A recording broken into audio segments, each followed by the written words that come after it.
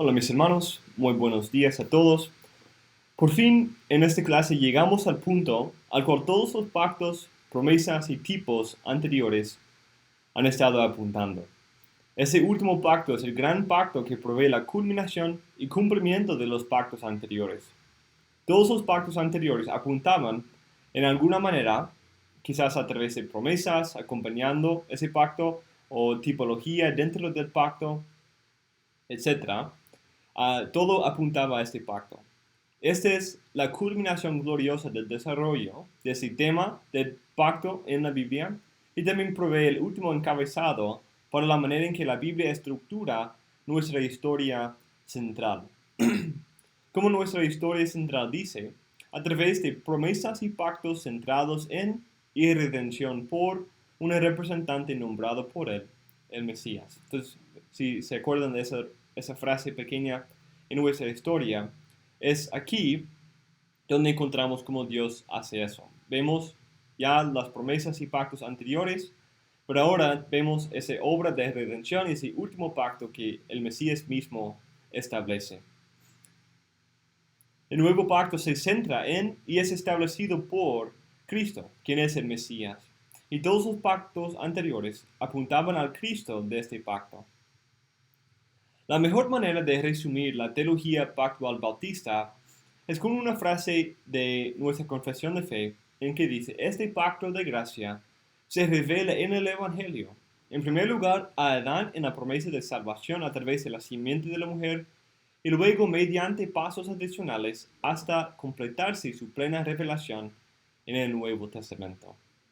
En contraste con la teología pactual presbiteriana, que tiene un establecimiento inicial, entonces el pacto de gracia realmente se establece para ellos en Génesis 3:15. Y luego seguido por varias administraciones de ese mismo pacto de gracia que culminan en el nuevo pacto.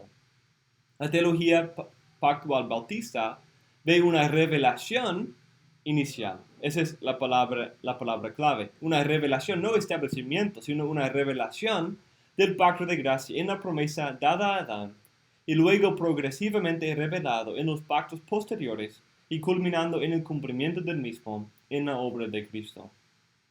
Por lo tanto, vemos continuidad entre el pacto de obras en el Antiguo Testamento y las promesas del pacto de gracia, porque el pacto de gracia es establecido por nuestra garantía, cumpliendo los términos del pacto de obras en nuestro lugar. Por lo tanto, estos dos aspectos tienen continuidad en el hecho de que las promesas y las bendiciones del pacto son obtenidas por un niño circuncidado en particular, quien nació bajo la ley y cumplió perfectamente las demandas de la ley y satisfizo perfectamente sus maldiciones. Las bendiciones dependían del cumplimiento de la justicia perfecta, pero gracias a Dios que Él estableció a Cristo antes de la fundación del mundo, en el pacto de la redención, como mediador y cabeza federal de un nuevo pacto. La promesa incondicional y el pacto de obras republicado encuentran su cumplimiento en el nuevo pacto. Cristo puede ser la simiente prometida y cumplir la promesa dada a Abraham y a Adán, siendo el único que cumplió todas las exigencias del pacto de obras y hace expiación por el pecado del pueblo, cuya necesidad se demuestra en el pacto mosaico. Cristo y el nuevo pacto es establecimiento del pacto de gracia y es un pacto mejor que el antiguo pacto. Entonces, eso es como resumir todo lo que vamos a estar diciendo acerca de este pacto. Este pacto se establece sobre el fundamento del cumplimiento del antiguo pacto y el pacto de obras republicado en el Antiguo Testamento. Aunque es revelado y todos los pactos anteriores apuntaban a ese pacto, no encontramos su establecimiento mismo antes de Cristo. Pero en Cristo se establece y se inaugura una nueva etapa en esta historia. Cuando llegamos al Nuevo Testamento, el libro, y vemos la declaración del establecimiento de un nuevo pacto a través del derramamiento de la sangre de Cristo, no nos sorprende, porque el Antiguo Testamento ya había esperado el establecimiento de un nuevo pacto. Aunque es verdadera y sustancialmente un nuevo pacto que los establecidos anteriormente, no es nuevo en el sentido de ser una sorpresa y algo inesperado. Entonces, el nuevo pacto y su novedad, y una de las preguntas importantes que vamos a hacer es, ¿qué es lo que hace el nuevo pacto nuevo?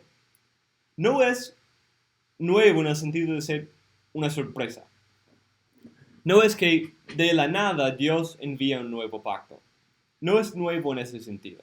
Es nuevo en que es diferente que los anteriores, pero fue revelado en y alrededor de los anteriores. Vemos esa idea implícitamente en el Pentateuco mismo. En primer lugar, cuando entendemos que Adán fue puesto como la primera cabeza de un pacto, y él trae condenación, muerte y pecado a todo su pueblo. Pero Dios promete una simiente quien va a hacer lo que él no hizo y deshacer lo que hizo. La implicación es un nuevo pacto. Alguien va a tener que ser una nueva cabeza de un nuevo pacto. La implicación, como Pablo nota en Romanos 5, 12 y adelante, es que la simiente de la mujer, en este primer paso, en el primer pacto, vemos la necesidad de un nuevo pacto. Vemos la necesidad de un nuevo pacto quien va a traer vida, obediencia y justicia en vez de la condenación, pecado y muerte que trajo Adán. Entonces, cuando vemos la promesa de una restauración de lo que Adán hizo y el deshacer lo que él hizo y hacer lo que no hizo, vemos la necesidad de un nuevo pacto. Necesitamos a alguien más quien va a pararse en el lugar de Adán como una cabeza federal de un nuevo pacto, pero cumplir con esos términos y construir el templo reino que Adán no pudo. Entonces, desde el inicio, cuando los santos del Antiguo Testamento esperaban la simiente mesiánica, quien iba a salvar a su pueblo, están esperando en esencia un nuevo pacto. Como Branham dice, entonces la esperanza mesiánica del antiguo pacto no es más que la esperanza que tenía el antiguo pacto del nuevo pacto. Cuando venga ese perfecto Mesías futuro, traerá con él un nuevo pacto y todo el pueblo del Señor conocerá a Dios.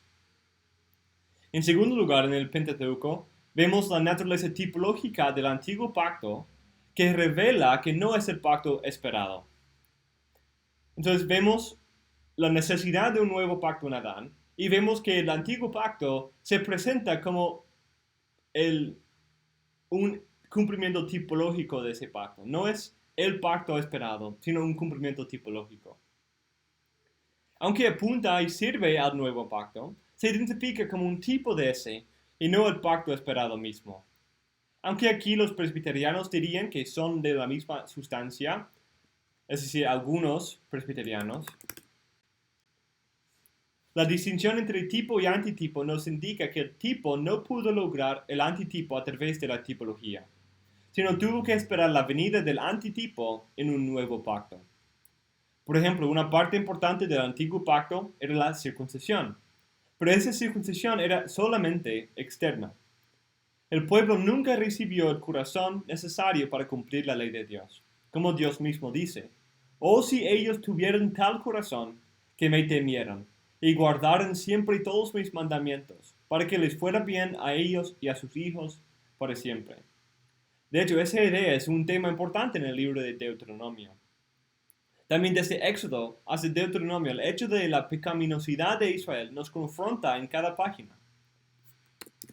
Desde sus quejas a las luchas y contiendas e incluso idolatría, el pueblo de Israel revelaba que era un pueblo rebelde y de duro servicio. Lo que esto demuestra es que el antiguo pacto no llegaba al corazón del problema.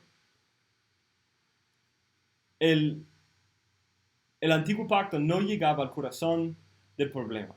El antiguo pacto solo podía poner la ley en una forma escrita y externa que mostraba la insuficiencia del pueblo y su incapacidad de entrar a la presencia de Dios. El antiguo pacto mismo no tenía el poder para dar un nuevo corazón, ni para expiar por completo el pecado.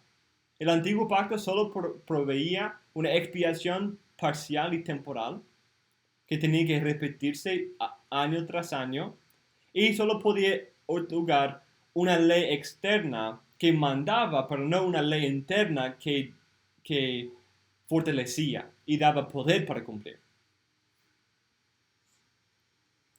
Y eso es exactamente lo que el nuevo pacto resuelve. Es ese mismo problema de la culpa del pecado y el poder del pecado que el antiguo pacto no puede superar. Su culpa siempre se mantiene, se queda, aún después de todos los sacrificios. Pero en el nuevo pacto hay justificación perfecta. Hay todavía un corazón de pecado en el antiguo pacto, pero el nuevo pacto da un nuevo corazón, una circuncisión interna más que simplemente una circuncisión externa. Vemos un texto clave en Deuteronomio 30, 1 a 10. Y sucederá que cuando todas esas cosas hayan venido sobre ti, la bendición y la maldición que he puesto delante de ti, y tú las recuerdes en todas las naciones a donde el Señor tu Dios te haya desterrado, y vuelvas al Señor tu Dios, tú y tus hijos, y le obedezcas con todo tu corazón y con toda tu alma, conforme a todo lo que yo te ordeno hoy. Entonces el Señor tu Dios te hará volver de tu cautividad, y tendrá compasión de ti, y te recogerá de nuevo de entre todos los pueblos a donde el Señor tu Dios te haya dispersado. Si tus desterrados están en los confines de la tierra, de allí el Señor tu Dios te recogerá y de allí te hará volver. Y el Señor tu Dios te llevará a la tierra que tus padres poseyeron, y tú la poseerás. Y Él te prosperará y te multiplicará más que a tus padres. Además, el Señor tu Dios circuncidará tu corazón y el corazón de tus descendientes, para que ames al Señor tu Dios con todo tu corazón y con toda tu alma, a fin de que vivas. El Señor tu Dios pondrá todas esas maldiciones sobre los enemigos y sobre los aborrecedores que te persiguieron. Y tú volverás a escuchar la voz del Señor y guardarás todos sus mandamientos que yo te ordeno hoy. Entonces el Señor tu Dios te hará prosperar abundantemente en toda la obra de tu mano, en el fruto de tu vientre, en el fruto de tu ganado, en el producto de tu tierra, pues el Señor de nuevo se deleitará en ti para bien, tal como se deleitó en tus padres. Si obedeces a la voz del Señor tu Dios, guardando sus mandamientos y sus estatutos que están escritos en este libro de la ley, y si te vuelves al Señor tu Dios con todo tu corazón y con toda tu alma. En este pasaje vemos como la promesa de una realidad futura que no puede venir en virtud del antiguo pacto. Entonces tenemos la esperanza de algo en el futuro que viene, de hecho, después de recibir la maldición completa de este pacto. Entonces este texto viene en un punto clave en el libro. Viene justo después del libro, justo después de las maldiciones y bendiciones del pacto. Y dice, tú vas a recibir todas esas maldiciones. Todas esas maldiciones van a venir sobre ti porque tú eres un pueblo de duro servicio y un corazón incircuncidado. Pero en medio de ese destierro, ese exilio, Dios va a restaurar al pueblo y darles un nuevo corazón, circuncidar su corazón y no solamente su prepucio, para llevarles a la obediencia. Y ese nuevo corazón, ese corazón circuncidado, va a proveer una fuerza para obedecer. Es tan interesante ver cómo Deuteronomio 30 presenta la venida de un nuevo pacto, aunque no usa los términos nuevo pacto, pero este nuevo pacto viene acompañando la culminación de la maldición del antiguo pacto.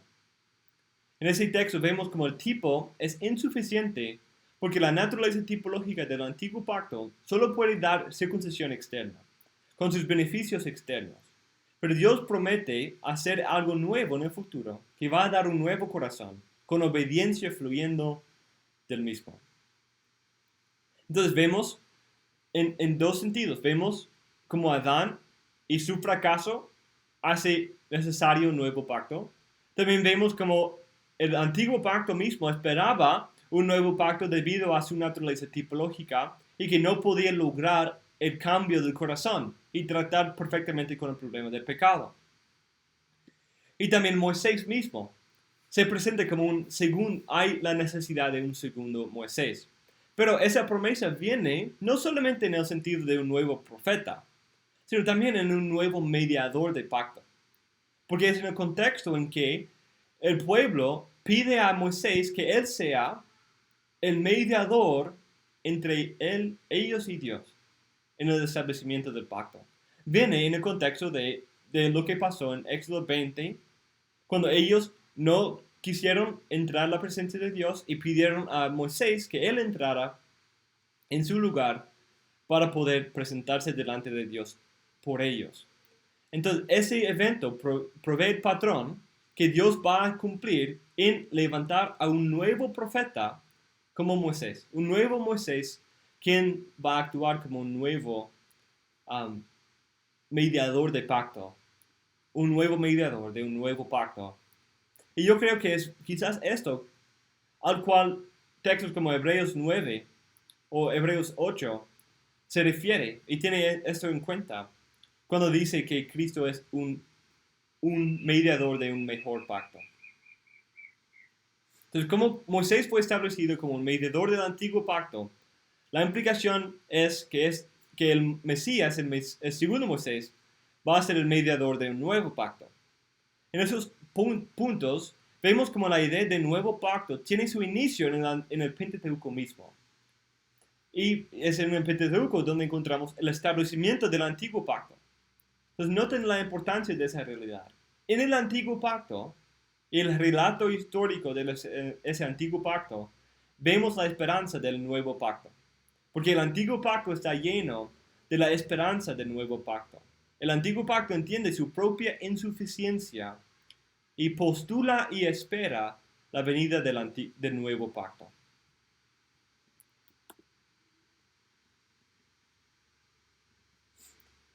También vemos esa esperanza en los profetas. Podemos ver esto en varios de los profetas y usa un lenguaje variado. No siempre usa el término nuevo pacto. De hecho, ese término solo se usa una sola vez, en Jeremías 31. Solo se usa ahí. Pero también se usa la terminología pacto eterno o pacto de paz. O también sigue el patrón de Deuteronomio 30 y habla de un nuevo corazón o un nuevo espíritu que viene en un evento futuro. Entonces, todos esos textos tienen una relación con el nuevo pacto. Y no tenemos el tiempo para estudiarlos todos, pero podemos destacar un texto en cada profeta mayor que sirva como un texto clave para entender lo que el Antiguo Testamento dice acerca del nuevo pacto. Y los textos que vamos a considerar son Isaías 54, Jeremías 31 y Ezequiel 37. En Isaías 51 dice lo siguiente: grita de júbilo, oh estéril, la que no ha dado a luz, prorrumpe en gritos de júbilo y clama en alta voz, la que no ha estado de parte, porque son más los hijos de la desolada que los hijos de la casada, dice el Señor. Ensancha el lugar de tu tienda, extiende las cortinas de tus moradas, no escatimes, alarga tus cuerdas y refuerza tus estacas, porque te extenderás hacia la derecha y hacia la izquierda, tu descendencia poseerá naciones y poblarán ciudades desoladas. No temas, pues, no serás avergonzada, ni te sientas humillada, pues no serás agraviada, sino que te olvidarás de la vergüenza de tu juventud y del oprobio de tu viudez. No te acordarás más, porque tu esposo es tu hacedor, el Señor de los ejércitos es su nombre, y tu Redentor es el Santo de Israel, que se llama Dios de toda la tierra. Porque como a mujer abandonada y afligida de espíritu, te ha llamado el Dios de toda la tierra. Te ha llamado el Señor. Y como a esposa de la juventud que es repudiada, dice tu Dios. Por un breve momento te abandoné, pero con gran compasión te recogeré. En un acceso de ira escondí mi rostro de ti por un momento, pero con misericordia eterna tendré compasión de ti, dice el Señor tu Redentor. Porque eso es para mí como en los días de Noé, cuando juré que las aguas de Noé nunca más inundarían la tierra. Así he jurado que no me enojaré contra ti, ni te reprenderé. Porque los montes serán quitados y las colinas temblarán, pero mi misericordia no se apartará de ti, y el pacto de mi paz no será quebrantado. Dice el Señor, que tiene compasión de ti. Ese texto se encuentra en el libro de la consolación de Isaías, que se encuentra en capítulos 40 a 66. En esta parte hay una esperanza fuerte para la restauración del pueblo en la obra del siervo de Jehová. En una parte, 44, 24 a 48, 22, el siervo de Jehová es Ciro, quien es el rey quien restaura al pueblo físicamente. Pero Ciro no puede tratar con el problema del pecado, como el antiguo pacto mismo. Y esa obra de tratar con el pecado se realiza a través de la obra del siervo de Jehová, quien es el siervo antitipológico. Ciro solo sirve como un tipo del siervo antitipológico, del Mesías. Pero el Mesías, él puede realmente tratar con el problema del pecado. Y vemos su obra desde 49 a 53. Es en este contexto, justo después de la obra gloriosa del siervo, en traer expiación y justificación al pueblo en 52 y 53, que Dios en capítulo 54 proclama la restauración completa y el establecimiento de un nuevo pacto. Noten esa conexión. Esa promesa de un nuevo pacto viene justo detrás de una promesa de expiación del pecado a través del siervo de Jehová. Entonces vemos la obra del Mesías en traer expiación y justificación, y eso provee el establecimiento de un nuevo pacto y una verdadera restauración. En ese texto vemos tres partes. Los primeros 3 versículos, no sé si notaron, pero describe una inversión de la maldición, de la caída. Vemos como la mujer desolada, la mujer estéril, tiene muchos hijos y abunda, tiene muchos hijos, es fructífera y se reproduce. También vemos esa idea de ese diseño edénico, de llenar la tierra, de ir expandiendo. Ese patrón que vemos en textos como Génesis 22 y Génesis 28. Cuando Dios dijo a Jacob que él iba a extender al oriente, al occidente, al norte y al sur, en todas las direcciones, hace llenar toda la tierra. Como la maldición había llenado toda la tierra, incluyendo la familia prometida, aquí en el nuevo pacto, esa maldición, a través de la obra expiatoria del siervo de Jehová, es descartada. Ese nuevo pacto se describe más en detalle en versículos 4 a 8. En ese texto vemos cómo ese nuevo pacto es acompañado por un perdón verdadero de todos sus pecados anteriores. Y viene al recibir la maldición del antiguo pacto. Como vimos en Deuteronomio 30, cuando el pueblo recibe la maldición, es entonces cuando Dios establece el nuevo pacto. Entonces, el nuevo pacto viene cuando el pueblo recibe la maldición del antiguo pacto. Entonces, la bendición de nuevo viene con la maldición del antiguo. Ese contraste entre la ira del antiguo pacto y la misericordia del nuevo pacto sirve para demostrar claramente la distinción que el Nuevo Testamento ve entre estos dos pactos. Cuando Pablo ve el antiguo pacto como una administración de muerte, pero el nuevo como la administración de vida, vemos ese mismo contraste. Uno que termina en maldición y destrucción, y el otro que trae vida y restauración completa. El antiguo pacto solo trajo vergüenza e ira, pero cuando Dios responde en ira al quebrantamiento del pacto de obras, hay la promesa de la expiación a través de un mayor sacrificio. Ese principio es muy parecido a lo que Pablo dice en Romanos 5, 20 a 21.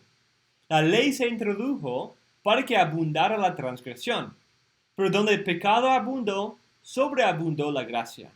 para que así como el pecado reinó en la muerte, así también la gracia reine por medio de la justicia para la vida eterna, mediante Jesucristo nuestro Señor. Entonces la ley causa más transgresión y muerte. Pero el nuevo pacto, la gracia viene y sobreabunda sobre el pecado y trae vida eterna en Jesucristo. En último lugar, este texto también hace una analogía entre el nuevo pacto y el pacto noémico, en versículos 9 y 10. Ese nuevo pacto se presenta como inquebrantable. Nadie puede entrar a este pacto y salir de sus beneficios. Una vez alguien entra a este pacto, solo le esperan perdón, gracia y vida eterna. Como el pacto noémico ofreció libre y gratuitamente gracia común a todos los miembros del pacto, también el nuevo pacto ofrece libre y gratuitamente gracia salvadora a todos los miembros del pacto. Esta gracia puede realmente tratar con el problema del pecado, porque es acompañada por una expiación perfecta y antitipológica por el pecado, y la inversión de la maldición y la eterna misericordia y gracia de Dios. La certeza y naturaleza permanente e inquebrantable del pacto noémico provee el punto de comparación para entender la venida del nuevo pacto. Dios no va a quebrantar este pacto, pero el nuevo pacto es mejor porque trata definitivamente con el problema del pecado que Noé no hizo, y también provee gracia salvadora y no solamente la gracia común que vino a través de Noé. Entonces es parecido, pero mejor. En segundo lugar, Jeremías es el texto clave y el único texto que usa la terminología nuevo pacto. Y dice así: He aquí vienen días, declara el Señor, en que haré con la casa de Israel y con la casa de Judá un nuevo pacto, no como el pacto que hice con sus padres el día que los tomé de la mano para sacarlos de la tierra de Egipto, mi pacto que ellos rompieron, aunque fui un esposo para ellos, declara el Señor. Porque este es el pacto que haré con la casa de Israel después de aquellos días, declara el Señor. Pondré mi ley dentro de ellos y sobre sus corazones la escribiré. Y yo seré su Dios y ellos serán mi pueblo. Y no tendrán que enseñar más cada uno a su prójimo cada cual a su hermano, diciendo: Conoce al Señor, porque todos me conocerán, desde el más pequeño de ellos hasta el más grande, declara el Señor. Pues perdonaré su maldad y no recordaré más su pecado. En Jeremías, casi todo el libro es juicio, condenación, muerte, la maldición del antiguo pacto. Pero en capítulos 30 a 33 encontramos lo que eruditos han llamado la sección del libro de la consolación. El libro de la consolación. Y es en ese libro que Dios revela su plan para restaurar al pueblo y hacer un nuevo y mejor pacto con ellos que el anterior. Este mensaje de ese nuevo pacto se encuentra como el punto central del mensaje de ese libro de consolación, y también en su propia estructura gira alrededor de esa promesa. Este pasaje, de hecho, es en la mitad de una sección un poco más grande, desde versículo 27 a versículo 40. Tenemos un punto muy parecido a Deuteronomio 30 y Isaías 54, en que, según versículos 27 y 30, el nuevo pacto viene después de la ira y la maldición del antiguo pacto. Como dice: y como velé sobre ellos para arrancar y para derribar, para derrocar, para destruir y para traer calamidad, así velaré sobre ellos para edificar y para plantar, declara el Señor. Entonces nota ese cambio. Entonces, como Dios había hecho todo lo mal del antiguo pacto sobre ellos, va a hacer todo lo bueno del nuevo pacto sobre ellos también. Hay ese contraste entre la maldición del antiguo con la bendición del nuevo. En este texto mismo, en versículos 31 a 34, vemos en primer lugar que es una esperanza futura. Dice: vienen días, como en el futuro, en un punto futuro. Y de allí él especifica que este pacto se va a hacer con la casa de Israel y de Judá. Y eso quizás puede causar un poco de problema y los dispensacionalistas han interpretado eso literalmente, que es un nuevo pacto específicamente con Israel y Judá, que no se ha realizado todavía. Pero cuando recordamos que desde el principio, el verdadero Israel siempre ha sido el pueblo espiritual de Abraham, que confiaba en la promesa y que tenía una circuncisión espiritual y no solamente física. Esa realidad ayuda a explicar cómo este pacto puede hacerse al inicio con los judíos, pero luego incluir e injertar a los gentiles, como Pablo dice en Romanos 9 a 11. A la luz de esa discusión de Pablo en Romanos 9 a 11, él claramente entiende el establecimiento de ese pacto aquí, en el nuevo pacto, en la iglesia. Pero la iglesia incluye un pueblo de los judíos y también la inclusión de las naciones. En segundo lugar, versículo 32 hace una dicotomía muy importante, una antítesis entre el antiguo pacto y el nuevo. En el contexto del quebrantamiento del pacto por los israelitas y su recepción de la maldición de ese pacto, esta promesa demuestra cómo el nuevo pacto es diferente porque no se va a quebrantar y no va a traer juicio sobre sus miembros, como el antiguo. Entonces, antes de explicar el contenido de ese pacto, ese versículo lo deja claro que es otro pacto que el pacto anterior.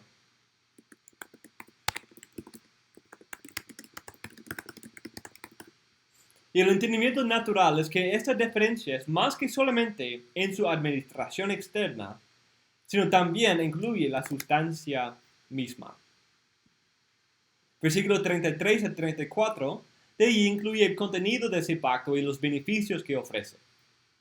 Ese pacto conlleva un nuevo corazón, una restauración y perfección de su relación con Dios, con un conocimiento íntimo de Dios y también perdón de los pecados. Eso es una realidad muy importante que sirve para explicar aún más la diferencia entre los dos pactos y lo hace en términos de Deuteronomio 30. Deuteronomio 30 demuestra que el problema principal del antiguo pacto es como no puede arreglar el problema del pecado. Pero ese nuevo pacto no falta en la misma manera. De hecho, provee la única solución a ese problema. Ese pacto provee perdón perfecto y eterno de los pecados y también escribe la ley no en tablas externas de piedra, sino en las tablas del corazón para cambiar la propia naturaleza de los miembros. Y en diferencia al antiguo pacto, todos los miembros de este pacto tienen esa relación íntima con Dios. Cuando dice todos me conocerán, en el antiguo pacto pocos tenían una relación verdadera con Dios y pocos le conocían. Pero en el nuevo pacto todos lo van a conocer. Versículos 35 a 37 son paralelos a lo que vimos en Isaías 54, 9 a 10, cuando hace esa comparación entre el nuevo pacto y el pacto que Dios hizo con Noé. Aunque en Jeremías usa el lenguaje del pacto con el día y la noche, lo cual es un poco difícil identificar a qué pacto se refiere. Pero es más probable que está haciendo una referencia, siguiendo el patrón de Isaías, con el nuevo pacto, con el pacto noémico, y usando la terminología de Génesis 8, 20 a 22, cuando Dios dice que día y noche no van a cesar mientras ese pacto sea vigente. Versículo 38 a 40 termina esa sección y tiene un tema muy parecido a lo que vimos en Isaías 54, 1 a 3, en que encontramos la morada de Dios entre el pueblo y la santificación no del templo, sino de toda la ciudad de Jerusalén, que va a ser el lugar donde Dios mora con su pueblo. Entonces tenemos esos temas aquí como encontrando su integración aquí en esos textos del nuevo pacto. Tenemos el perdón, el cumplimiento de la tipología del antiguo pacto, la venida del nuevo templo, reino y el desecho de la maldición de la caída. Todo eso viene como fluye, como todos los arroyos que fluyen al río del nuevo pacto. El tema del templo reino, el tema del pacto, el tema del quebrantamiento del antiguo pacto y la tipología de los sacrificios, la necesidad de conocer, la bendición de conocer a Dios, de tener una relación con Él, de conocerle. Y todo eso fluye y contribuye al río grande del nuevo pacto. En Ezequiel tenemos también una promesa muy gloriosa de ese nuevo pacto, en Ezequiel 37. Dice, diles, así dice el Señor Dios, he aquí, tomaré a los hijos de Israel de entre las naciones a donde han ido, los recogeré de todas partes y los traeré a su propia tierra. Y haré de ellos una nación en la tierra. En los montes de Israel un solo rey será rey de todos ellos. Nunca más serán dos naciones, y nunca más serán divididos en dos reinos. No se contaminarán más con sus ídolos, ni con sus abominaciones, ni con ninguna de sus transgresiones, sino que los libraré de todos los lugares en que pecaron y los limpiaré. Ellos serán mi pueblo, y yo seré su Dios. Mi siervo David será rey sobre ellos, y todos ellos tendrán un solo pastor. Andarán en mis ordenanzas, y guardarán mis estatutos, y los cumplirán.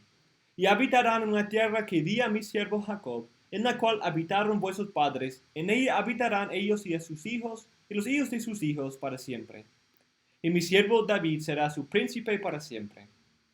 Y haré con ellos un pacto de paz, será un pacto eterno con ellos. Y los estableceré, los multiplicaré, y pondré mi santuario en medio de ellos para siempre. Mi morada estará también junto a ellos, y yo seré su Dios, y ellos serán mi pueblo. Y las naciones sabrán que yo, el Señor, santifico a Israel, cuando mi santuario esté en medio de ellos para siempre. En Ezequiel, capítulo 1 a 24, encontramos un enfoque en el juicio sobre Judá, pero en capítulo 25 a 32 vemos el juicio sobre las naciones. Y en capítulo 33 a 48 tenemos la esperanza de restauración. Esta promesa en particular que estamos viendo se encuentra en una visión muy importante en que Dios le lleva a Ezequiel al valle de los huesos secos, que representa el estado espiritual de Israel. El pueblo se había muerto espiritualmente y por su juicio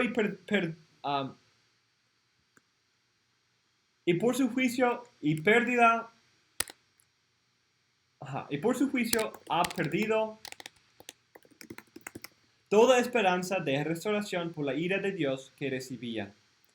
Pero Dios dice, entonces él me dijo, hijo de hombre, esos huesos son toda la casa de Israel.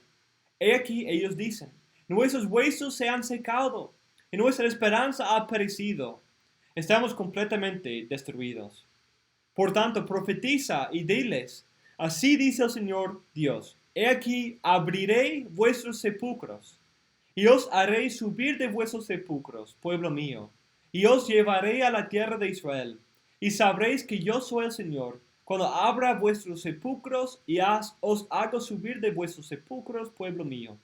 Pondré mi espíritu en vosotros y viviréis y os pondré en vuestra tierra.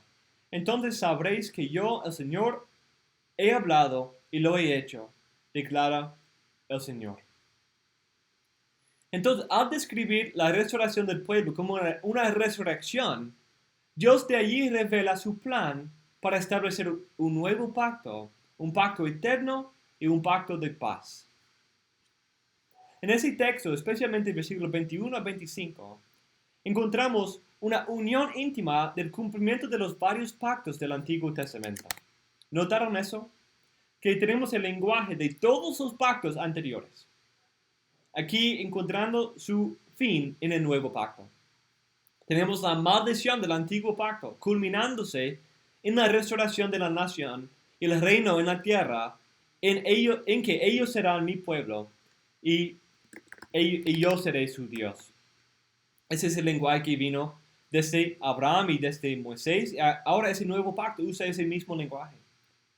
También encontramos en ese nuevo pacto el cumplimiento del pacto davídico.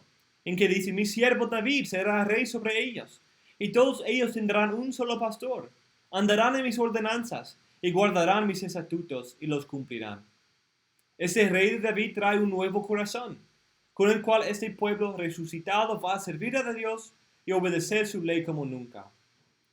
También vemos el cumplimiento del pacto abrahámico, y dice, habitarán en la tierra que di a mi siervo Jacob, en la cual habitaron vuestros padres. En ella habitarán ellos y sus hijos, los hijos de sus hijos para siempre, y mi siervo David será su príncipe para siempre. ¡Qué glorioso! Tenemos el antiguo pacto, tenemos el pacto davídico, tenemos el pacto abrahámico, tenemos el lenguaje de la caída y la maldición del pacto de Adán. Y todo eso encontrando su fin y su cumplimiento en el nuevo pacto. En el antiguo pacto, que no proveía una manera de salvar del pecado, el pueblo se rebelaba contra Dios y adoraba los ídolos de las naciones, y se dividieron y recibieron la maldición. Pero para cumplir su promesa a David y a los patriarcas, Dios va a salvar al pueblo de su pecado, darles un nuevo corazón, resucitarles de su muerte espiritual, hacerles andar en su ley y guiarles a través del reinado eterno del Hijo de David. Este texto provee una integración gloriosa de los varios pactos del Antiguo Testamento en el establecimiento del Nuevo. Versículo 26 a 28 es muy parecido a Jeremías 31, 38 a 40, en que vemos como este nuevo pacto va a ser cumplido cuando Dios mora con su pueblo. Vemos el establecimiento de un templo reino en este texto. Ese lenguaje viene de David, Moisés y Abraham, pero tiene su inicio en Adán mismo. Adán tuvo la responsabilidad de multiplicarse y llenar el mundo con la morada de Dios, pero no pudo por su pecado. Pero en el nuevo pacto, en que Dios trata con el problema del pecado, en el corazón y la muerte espiritual, hay el establecimiento del nuevo Edén, en que Dios mora para siempre con su pueblo. Y esa morada nunca va a ser profanada como la primera, porque Dios va a restaurar al pueblo y tratar con el problema del pecado que el antiguo pacto nunca pudo.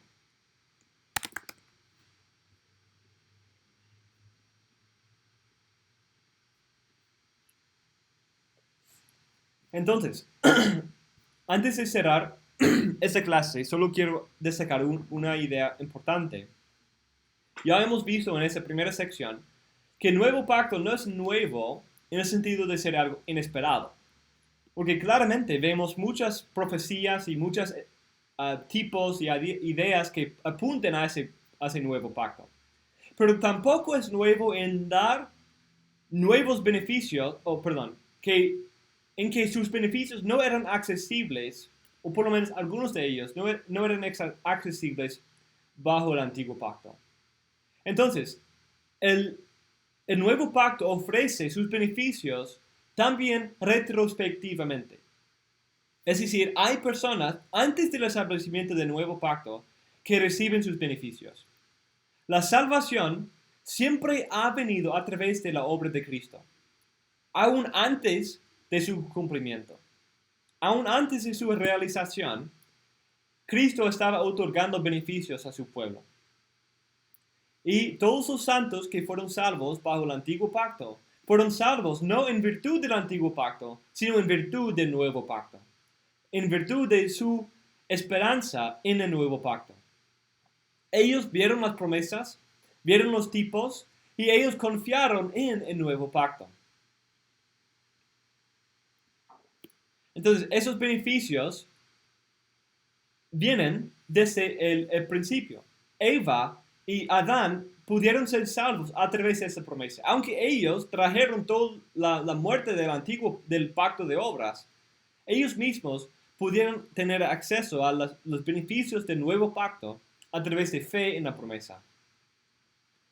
Entonces, Dios había prometido cumplir esta obra. Y Él había designado a su Hijo a cumplir la obra. Y debido a la certeza de la obra de Cristo y la certeza e inmutabilidad de la promesa y la palabra de Dios, este pacto iba a suceder, iba a cumplirse, iba a ser certero.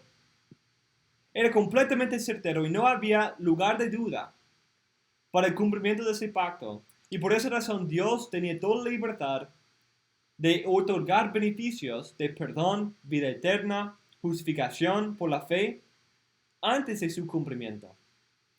¿Cómo? Porque Él había designado un día certero en que Cristo iba a venir, cumplir la justicia y pagar su deuda de muerte y maldición. Como dice en Romanos 3, 24-26.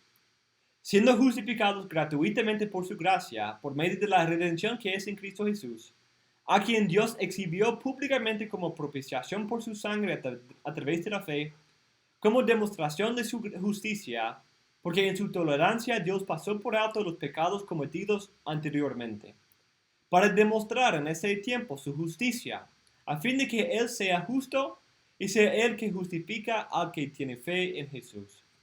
Entonces Dios pudo pasar por alto los pecados cometidos anteriormente en su tolerancia y paciencia, porque Él había designado un día en que Cristo iba a pagar esos pecados. Entonces ellos pudieron recibir verdaderamente los beneficios del nuevo pacto, aún estando bajo el antiguo pacto. Ese es un punto muy importante. Entonces no es nuevo en ser algo no revelado en el Antiguo Testamento, y no es nuevo en nunca fueron accesibles sus beneficios hasta la venida de Cristo.